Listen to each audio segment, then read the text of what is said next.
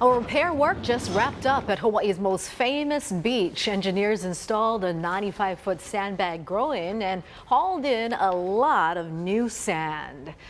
The barrier is supposed to help keep the shoreline from washing away. As our Allison Blair reports, it's one piece of a much larger project expected to start next year. Allison?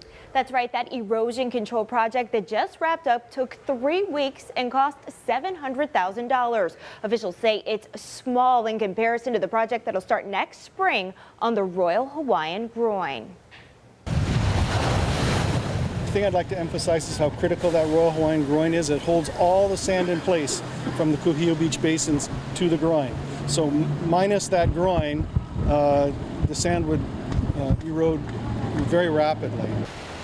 Known the world over, Waikiki's famed beaches fuel the state's economy, bringing in an estimated $2 billion every year.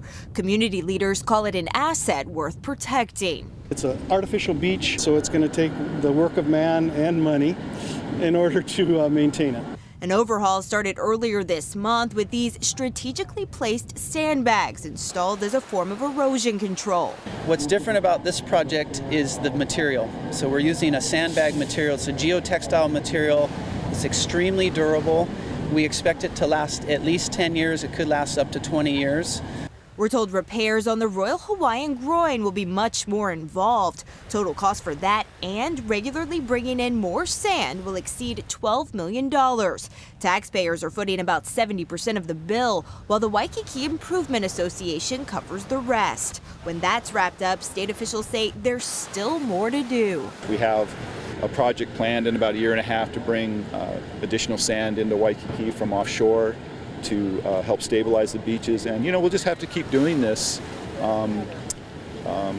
continuously to keep up with the rates of sand loss and to kind of combat sea level rise. The state says it's developed a partnership with UH to do a weekly beach monitoring program. They'll be responsible for tracking the movement of the sand over a seasonal basis. The data they collect will help determine what other work needs to be done. Allison Blair, Hawaii News Now. All right, thank you very much, Allison. Well, here's a live look outside at Waikiki right now. The weather sure did cooperate for folks who wanted to spend their Black Friday outdoors.